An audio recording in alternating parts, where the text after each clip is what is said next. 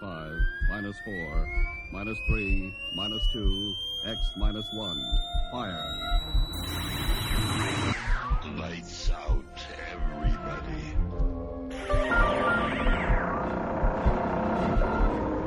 The creaking door. Dimension X.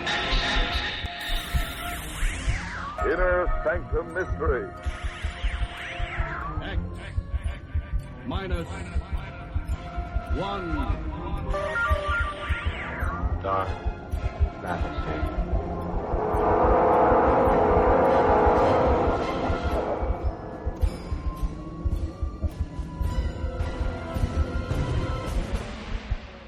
Hello everyone, welcome to Sci-Fi and Horror, brought to you by Dwayne Old Time Radio. Sci-Fi and Horror features some of the best programs from the golden age of radio, including X-1, Orbiter X, Dimension X, it's a lot of X's, Lights Out, Ray Bradbury, Dark Fantasy, and many, many more. Also, my podcasts are free of ads, so you can enjoy the programs commercial-free. If you would like to donate a few dollars to help me cover the cost of creating these weekly posts, you can donate to my channel. On the bottom of each post, there is a donation link in your preferred podcast player. Anything you donate is extremely helpful and appreciated. Ray Bradbury, the name of the series is Mindwebs. The story is Kaleidoscope. And there are no exact dates for this one. I don't even get it. There's no even a year, but this aired sometime in the 1970s. Man, that is as vague as they can possibly make it. Anyway, Mindwebs, Kaleidoscope, 1970s.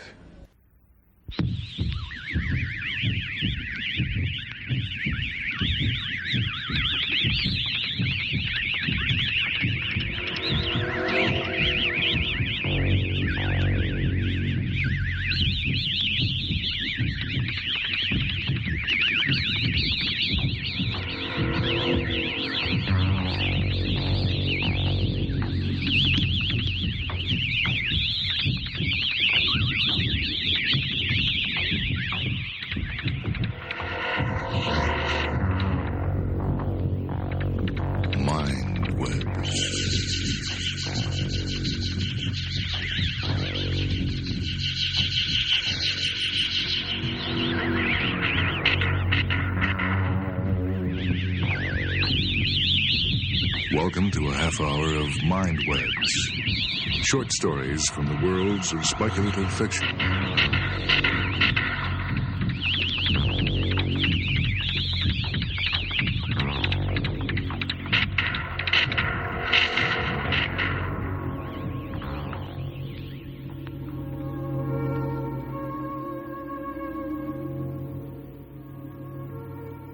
The story this evening on Mindwebs comes from the book The Vintage Bradbury, Ray Bradbury's own selection of some of his best stories. It's one titled Kaleidoscope. The first concussion cut the rocket up the side with a giant can opener. The men were thrown into space like a dozen wriggling silverfish. They were scattered into a dark sea, and the ship, in a million pieces, went on, a meteor swarm seeking a lost sun. Barclay, Barclay, where are you? The sound of voices calling like lost children on a cold night. Wood, Captain. Hollis, this is Stone. Stone, this is Hollis, where are you? I don't know, how can I? Which way's up? I'm falling, good God, I'm falling. They fell. They fell as pebbles fall down wells. They were scattered as jackstones are scattered from a gigantic throw. And now, instead of men, there were only voices, all kinds of voices, disembodied and impassioned in varying degrees of terror and resignation. We're going away from each other. And this was true. Hollis, swinging head over heels, knew this was true. He knew it with a vague acceptance. They were parting to go their separate ways, and nothing could bring them back. They were wearing their sealed, tight spacesuits with the glass tubes over their pale faces, but they hadn't had time to lock on their force units. With them, they could be small lifeboats in space, saving themselves, saving others, collecting together, finding each other until they were an island of men with some plan. But without the force unit snapped to their shoulders, they were meteors, senseless, each going to a separate and irrevocable fate. A period of perhaps 10 minutes elapsed while the first terror died and a metallic calm took its place. Space began to weave its strange voices in and out on a great dark loom, crossing, recrossing, making a final pattern. Stone to Hollis, how long can we talk by phone? Depends on how fast you're going your way and I'm going mine. An hour I make it. That should do, said Hollis, abstracted, quiet. What happened? Said Hollis a minute later. The rocket blew up, that's all. Rockets do blow up. Which way are you going? It looks like I'll hit the moon. It's Earth for me, back to old Mother Earth. At 10,000 miles per hour, I'll burn like a match. Hollis thought of it with a queer abstraction of mind. He seemed to be removed from his body, watching it fall down and down through space, as objective as he had been in regard to the first falling snowflakes of a winter season long gone.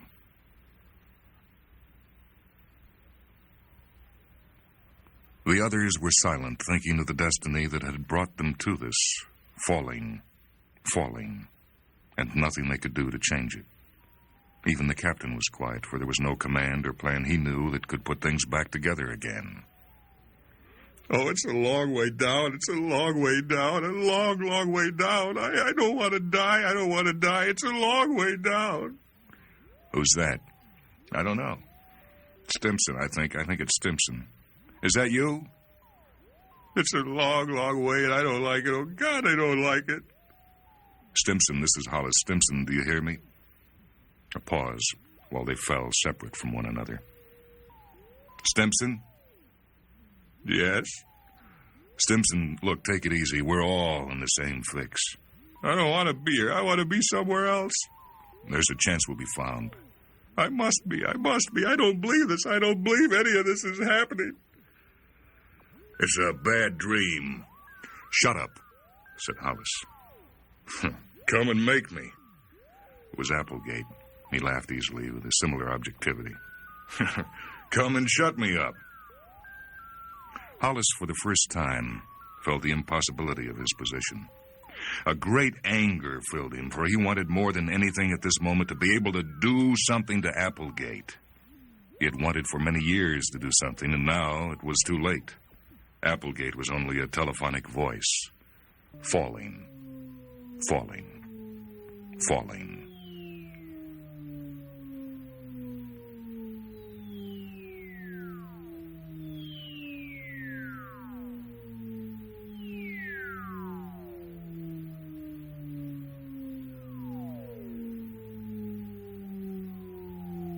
Now, as if they had discovered the horror, two of the men began to scream. In a nightmare, Hollis saw one of them float by, very near, screaming and screaming. Stop it! The man was almost at his fingertips, screaming insanely. He would never stop. He would go on screaming for 1,000,000 miles, as long as he was in radio range, disturbing all of them, making it impossible for them to talk to one another. Hollis reached out. It was best this way. He made the extra effort and touched the man. He grasped the man's ankle and pulled himself up along the body until he reached the head. The man screamed and clawed frantically like a drowning swimmer. The screaming filled the universe. One way or the other, thought Hollis. The moon or Earth or meteors will kill him, so why not now? He smashed the man's glass mask with his iron fist. The screaming stopped. He pushed off from the body and let it spin away on its own course. Falling down space. Hollis and the rest of them went in the long, endless dropping and whirling of silence. Hollis, are you still there? Hollis did not speak, but felt the rush of heat in his face. This is Applegate again. All right, Applegate. Let's talk, Hollis. We haven't anything else to do. The captain cut in. That's enough of that. We've got to figure a way out of this. Captain, why don't you shut up? What? You heard me, Captain. Don't pull your rank on me. You're 10,000 miles away by now, and let's not kid ourselves. As Stimson puts it, it's a long way down. Now, see here, Applegate. Can it? This is a mutiny of one. I haven't a damn thing to lose. See, your ship was a bad ship, and you were a bad captain. I hope you break when you hit the moon. I'm ordering you to stop. Go on, order me again. Applegate smiled across 10,000 miles. The captain was silent. Applegate continued. Where were we, Hollis? Oh, yeah, I remember. I hate you, too. But you know that. You've known that for a long time. Hollis clenched his fists helplessly. I want to tell you something. I want to make you happy, Hollis. I was the one who blackballed you with a rocket company 5 years ago. A meteor flashed by. Hollis looked down, and his left hand was gone. Blood spurted. Suddenly, there was no air in his suit. He had enough air in his lungs to move his right hand over and twist a knob at his left elbow, tightening the joint and sealing the leak. It had happened so quickly that he was not surprised. Nothing surprised him anymore. The air in the suit came back to normal in an instant, now that the leak was sealed. And the blood that had flowed so swiftly was pressured as he fastened the knob yet tighter until it made a tourniquet. All of this took place in a terrible silence on his part. The other men chatted. The one man, Lespear, went on and on with his talk about his wife on Mars, his wife on Venus, his wife on Jupiter, his money, his wondrous times, his drunkenness, his gambling, his happiness. On and on while they all fell. Lespear reminisced on the past, happy while he fell to his death.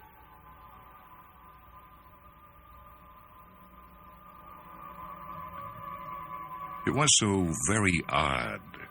Space. Thousands of miles of space, and these voices vibrating in the center of it. No one visible at all, and only the radio waves quivering and trying to quicken other men into emotion. Are you angry, Hollis? No, and he was not. The abstraction had returned, and he was a thing of dull concrete, forever falling nowhere. You wanted to get to the top all your life, Hollis. You always wondered what happened. I put the black mark on you just before I was tossed out myself. That isn't important, said Hollis. And it was not. It was gone. When life is over, it's like a flicker of bright film, an instant on the screen. All of its prejudices and passions condensed and illumined for an instant on space.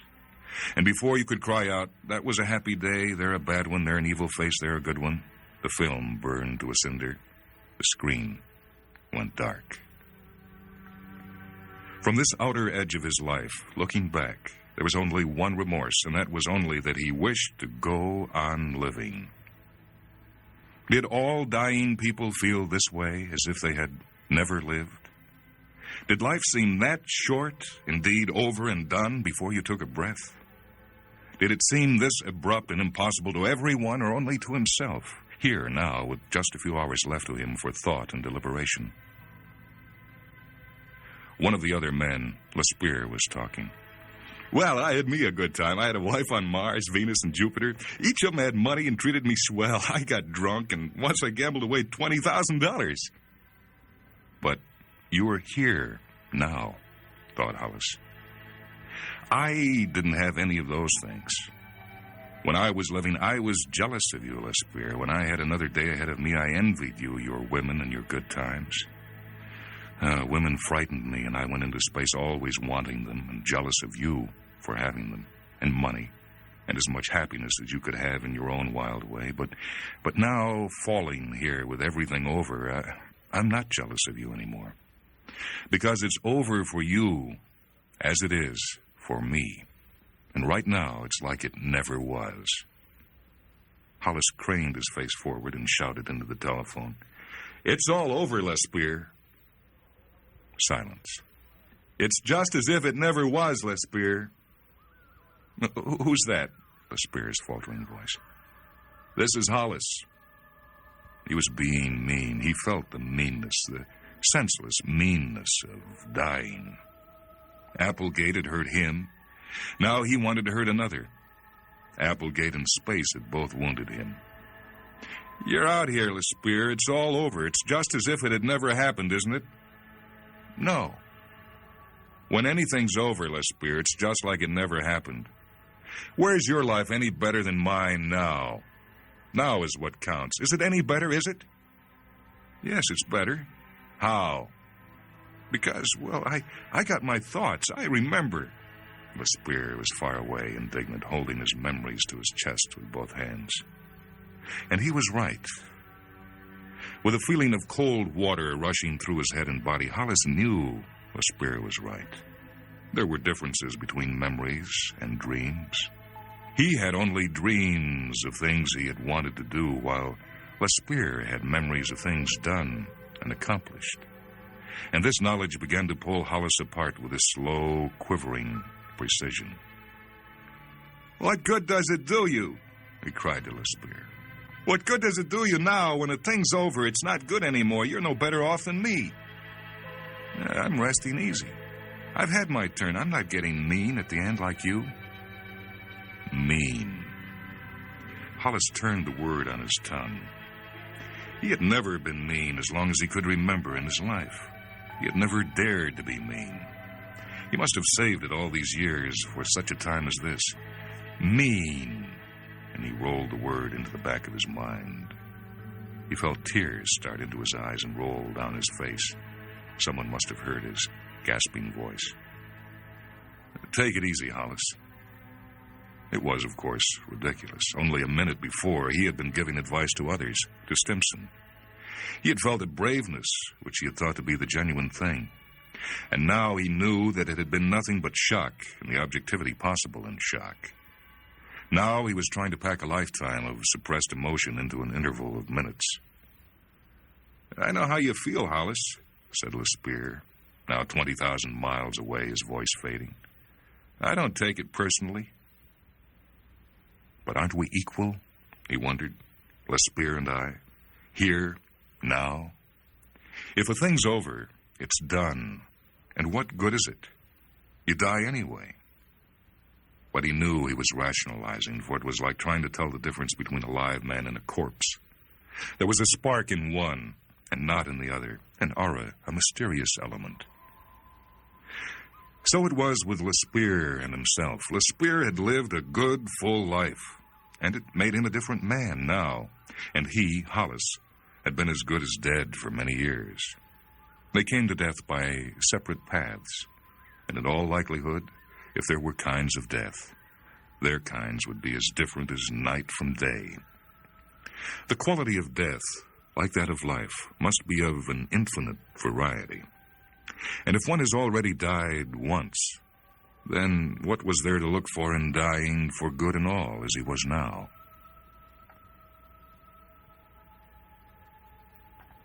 It was a second later that he discovered his right foot was cut sheer away.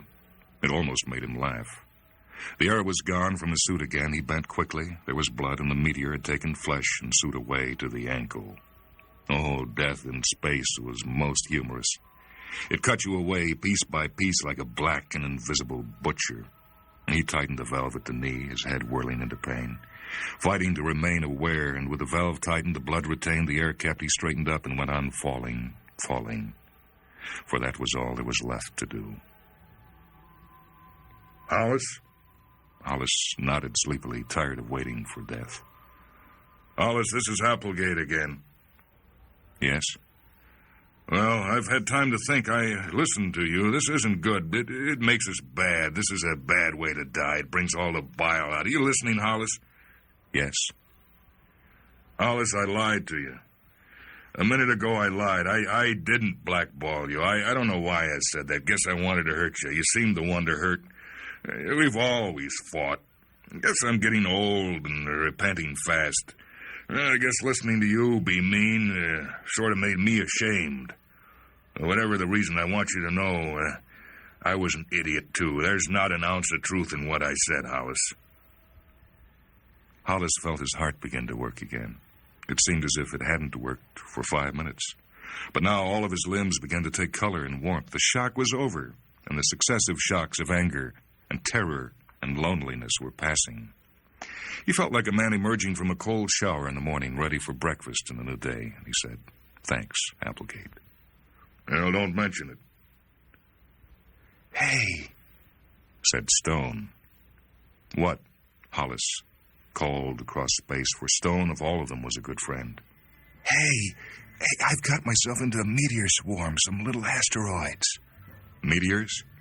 I think it's the Miradoni cluster that goes out past Mars and in toward Earth once every 5 years. And I'm right in the middle. It's like a big kaleidoscope.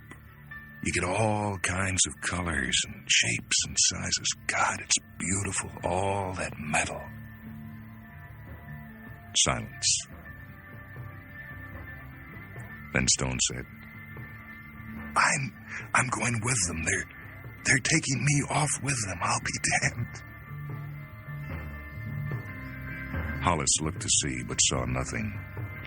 There were only the great diamonds and sapphires and emerald mists and velvet inks of space, with God's voice mingling among the crystal fires. There was a kind of wonder and imagination in the thought of Stone going off in the meteor swarm out past Mars for years and coming in toward Earth every 5 years, passing in and out of the planet's ken for the next 1,000,000 centuries.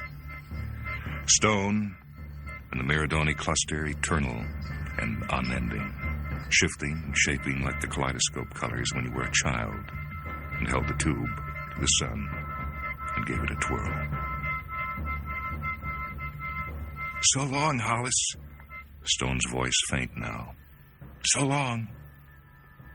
Good luck, shouted Hollis across 30,000 miles. Don't be funny, said Stone, and was gone. The stars closed in. Now, all the voices were fading, each on his own trajectory, some to Mars, others into farthest space. And Hollis himself, he looked down. He, of all the others, was going back to Earth alone. So long. Take it easy. So long, Hollis. The many goodbyes, the short farewells. And now the great loose brain was disintegrating. The components of the brain, which had worked so beautifully and efficiently in the skull case of the rocket ship firing through space, were dying one by one. The meaning of their life together was falling apart. And as a body dies when the brain ceases functioning, so the spirit of the ship and their long time together and what they meant to one another was dying. Applegate was now no more than a finger blown from the parent body, no longer to be despised and worked against. The brain was exploded, and the senseless, useless fragments of it were far scattered. The voices faded, and now all of space was silent. Hollis was alone, falling. They were all alone. Their voices had died like echoes of the words of God, spoken and vibrating in the starred deep. There went the captain to the moon. There Stone with the meteor swarm. There Stimson. There Applegate toward Pluto. There Smith and Turner and Underwood and all the rest. The shards of the kaleidoscope that had formed a thinking pattern for so long hurled apart. And I, thought Hollis, what can I do? Is there anything I can do now to make up for a terrible and empty life? If only I could do one good thing to make up for the meanness I collected all these years and didn't even know was in me. But there's no one here but myself. And how can you do good all alone? You can't. Tomorrow night I'll hit Earth's atmosphere. I'll burn, he thought, and be scattered in ashes all over the continental lands. I'll be put to use just a little bit, but ashes are ashes, and they'll add to the land. He fell swiftly, like a bullet, like a pebble, like an iron weight, objective all the time now, not sad or happy or anything, but only wishing he could do a good thing now that everything was gone, a good thing for just himself to know about. When I hit the atmosphere, I'll burn like a meteor. I wonder, he said, if anyone will see me.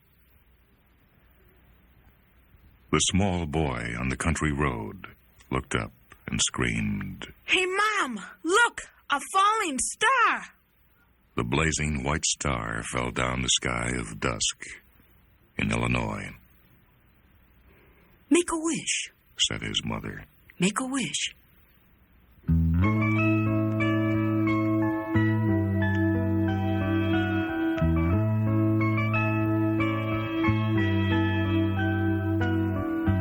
My father was a rocket man.